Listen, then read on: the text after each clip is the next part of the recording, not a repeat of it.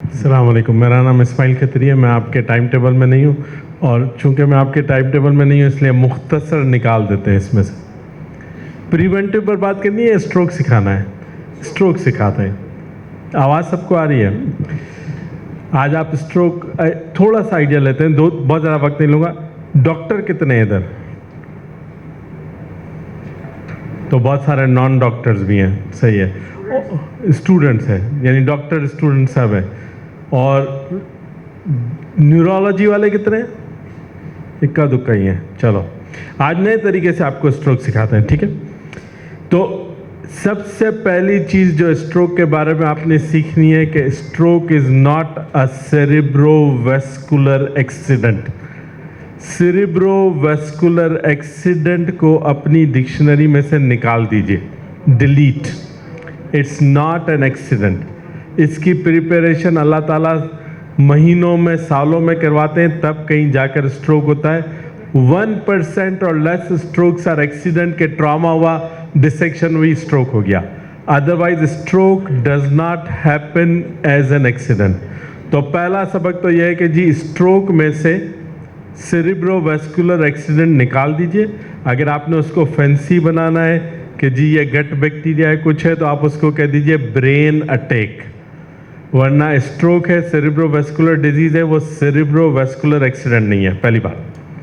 दूसरी बात, स्ट्रोक है क्या? स्ट्रोक दिमाग की बीमारी है जो खून की नालियों से होती है। Stroke is a disease of brain that is caused by dysfunction of blood vessels. और ब्लड वेसल्स दो तरह की होती हैं, एक आर्टरीज होती हैं, एक वेन्स होती हैं। वेन्स के जरिए से जो ब्रेन का डिसफंक्शन होता है उसकी कॉमनेस्ट टाइप को हम कहते हैं सेरिब्रल वीनस थ्रोम्बोसिस। कुछ क्लासिफिकेशन सेरिब्रल वीनस थ्रोम्बोसिस को स्ट्रोक में लेती हैं, कुछ नहीं लेती हैं। तो हम थोड़ी देर के लिए सेरिब्रल वीनस थ्रोम्बोसिस को निकाल देते हैं और जो बिग पिक्चर में स्ट्रोक या फालिज है उसको लेते हैं। वो क्या है? वो दिमाग की बीमारी है जो खून की नाली की खराबी से होती है। क्लियर? सेरिब्रोवैस्कुलर डिजीज। अब खून की नाली को आप समझे एक ट्यूब, नाली इज अ ट्यूब। तो ट्यूब को आप सिर्फ दो तरह से खराब कर सकते हैं। एक ट्यूब को बंद कर दें, एक ट्यूब को फाड़ दें। ट्यूब को बंद कर दिया तो ये वाले स्ट्रोक को हम कहते हैं इस्कीमिक स्ट्रोक। ट्यूब को फाड़ दिया तो इसको हम कहते हैं हेमरेजिक स्ट्रोक। अब चूंकि कराची के रहने वाले हैं आप, तो आप सबको पता है कि नालियां कितनी मुश्किल चीज है, ठीक है? तो नाली बंद होती है, ज्यादातर फटती भी है कभी कभार। तो जब बंद होती है तो वो होती है 75 to 80% ऑफ द टाइम। इसका मतलब है ischaemic stroke is about 75 to 80% of all strokes are ischemic strokes and 15 to 25% of all strokes are hemorrhagic stroke। ठीक है? तो अब हमने क्या क्या सीखा? पहला सबक हमने ये पढ़ा कि स्ट्रोक को आज से हमने सेरिब्रोवैस्कुलर एक्सीडेंट नहीं कहना। दूसरा हमने पढ़ा कि stroke is a disease of brain caused by the dysfunction of blood vessel. और तीसरी बात हमने ये पढ़ी कि जी स्ट्रोक दो तरह का होता है, खून की नाली बंद हो जाए तो इस्कीमिक, खून की नाली फट जाए तो हेमरेजिक स्ट्रोक। अब मैंने जो ये कहा कि जी अल्लाह ताला स्ट्रोक की तैयारी करवाते हैं। स्ट्रोक एक दिन में नहीं होता है। स्ट्रोक मैनिफेस्ट, स्ट्रोक की अलामत अचानक होती है, लेकिन स्ट्रोक एक दिन में नहीं होता है। तो अब स्ट्रोक को डिफाइन कैसे करते हैं? So stroke is a sudden focal neurological deficit of vascular origin. कैसे इसको सादा लफ्जों में कैसे बयान करते हैं? तीन चीजें याद रखनी है। Sudden, 99% of the time, 97% of the time stroke suddenly होता है, अचानक होता है। बहुत कम होता है कि स्ट्रोक प्रोग्रेस करता है घंटों में, वरना स्ट्रोक मिनटों में होता है, सडन। तो पहला सबक स्ट्रोक का क्या है? सडन।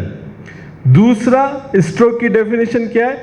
फोकल न्यूरोलॉजिकल डेफिसिट, यानी दिमाग का कोई हिस्सा और जिस्म का कोई हिस्सा बोलने में मुश्किल हो गई, एक तरफ मुंह टेढ़ा हो गया, एक तरफ के बाजू ने काम छोड़ दिया, एक तरफ की टांग ने काम छोड़ दिया, आधा जिस्म ने काम छोड़ दिया।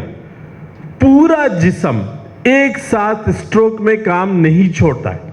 For all practical purposes except के बहुत ही सीवियर ब्रेन स्टेम डिसफंक्शन हो, स्ट्रोक इज फोकल। और तीसरी बात क्या है स्ट्रोक की? Sudden focal neurological deficit of vascular origin. क्यों?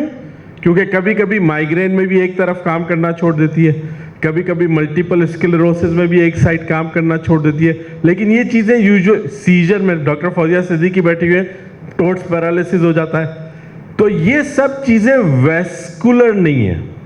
ठीक है, तो स्ट्रोक की क्या डेफिनेशन हुई? Sudden focal neurological deficit of vascular origin. अब इधर बड़े बड़े लोग बैठे हुए हैं, लेकिन इसके बावजूद मैं एक छोटी सी गुजारिश करूंगा कि all sudden focal neurological deficits are stroke unless proven otherwise. इसका क्या मतलब है? ये क्यों अभी डॉक्टर फौजिया सिद्दीकी बैठी हुई, अभी इन्होंने लेवोट्रेसिटाइम का आईवी इंजेक्शन लगाया? नहीं, क्योंकि हमारे पास टाइम लिमिटेड ट्रीटमेंट्स हैं। We got TPA, we got thrombectomies, we got blood pressure reduction in intracerebral hemorrhage।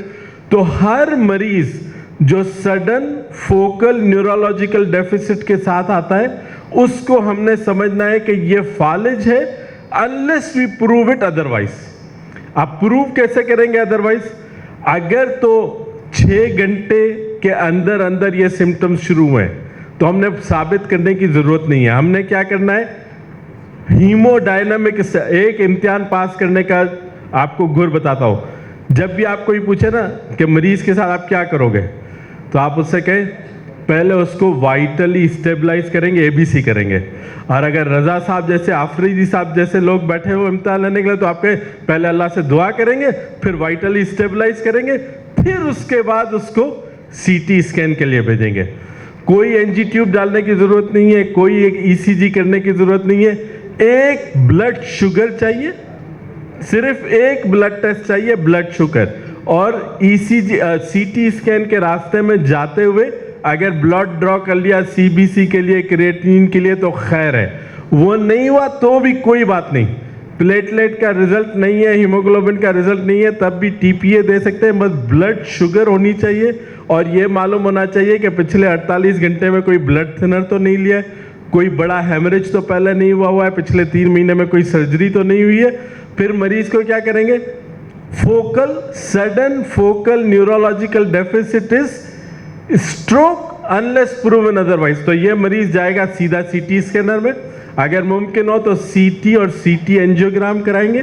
सीटी में अगर खून, बड़ा बड़ा खून नजर नहीं आता, बड़ा बड़ा खून सीटी में कैसा नजर आता है? सफेद।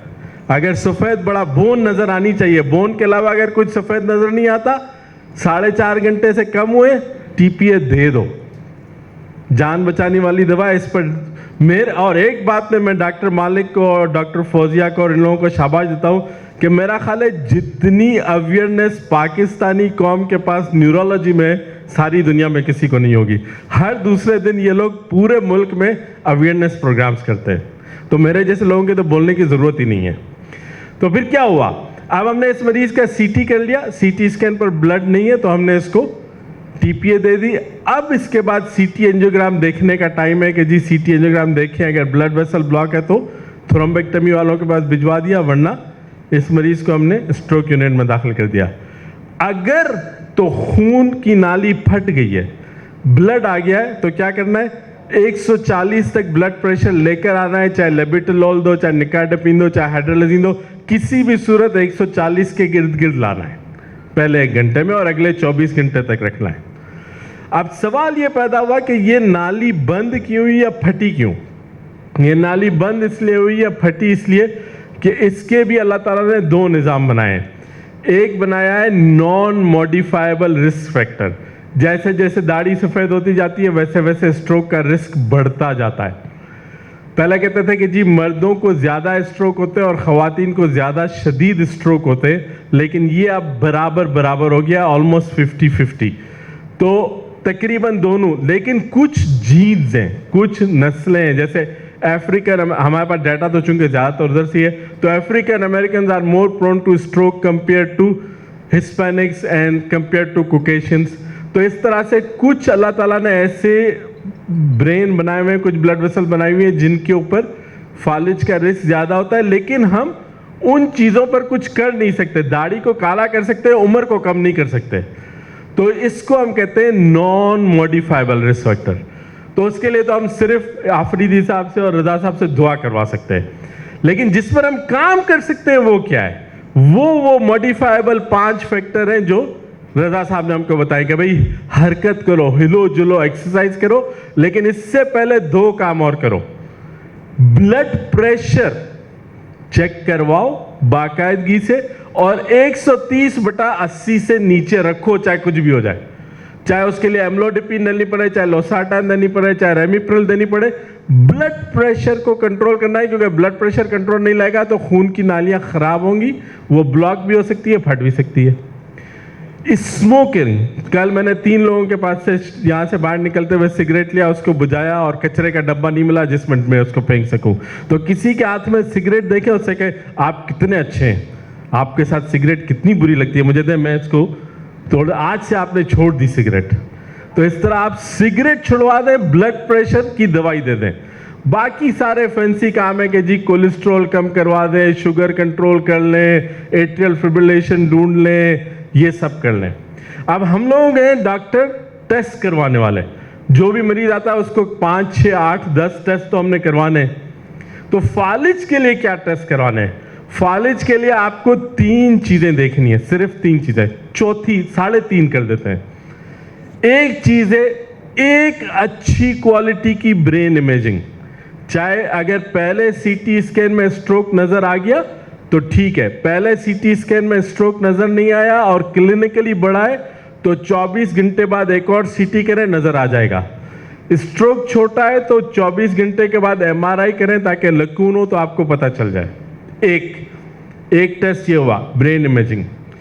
एक टेस्ट चाहिए वेस्कुलर इमेजिंग, क्योंकि डिजीज ही ब्लड वेसल का है। तो अगर सीटी एंजियोग्राम मौजूद है तो यहां से लेकर एओर्टिक आर्च से लेकर ऊपर तक का सीटी एंजियोग्राम कर लें। नहीं मौजूद है, MR angiogram head and neck कर लें। वो भी नहीं है, बस एक कैरोटिड डॉपलर करवा लें।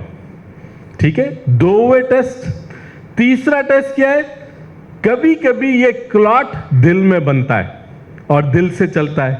ठीक है, तो एक काम ये करना है कि दिल की एक अच्छी तस्वीर, एकोकार्डियोग्राम और एक 24 घंटे की होल्टर मॉनिटरिंग।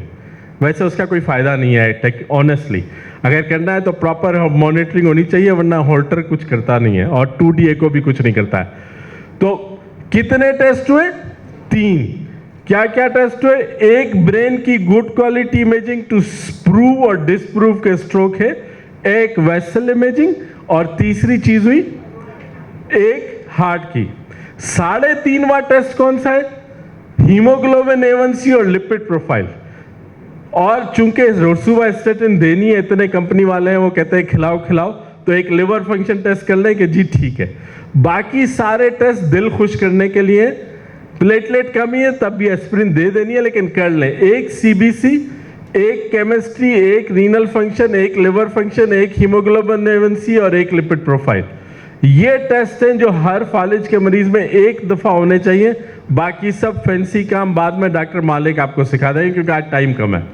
हो गए टेस्ट। अब अगला काम हम क्या करते हैं? इलाज। इलाज क्या चाहिए? पहला इलाज तो मैंने आपको सिखा दिया, वो क्या था? 4.5 घंटे में मरीज आया तो TPA दे दें, आर्टरी बंद है तो उसको खोल ले, ब्लड प्रेशर ज्यादा है हेमरेज में तो कम कर दें। बाकी फालिज के मरीज को क्या इलाज चाहिए? फालिज के मरीज को सिर्फ 3 दवाएं चाहिए। एक दवाई चाहिए एस्पिरिन, अगर इस्कीमिक स्ट्रोक है तो एस्पिरिन या क्लोपिडोग्रिल या ब्लड थिनर, डिपेंडिंग ऑन कि आपने रिस्क फैक्टर क्या ढूंढा है। 9 out of 10 people will need only aspirin या क्लोपिडोग्रिल।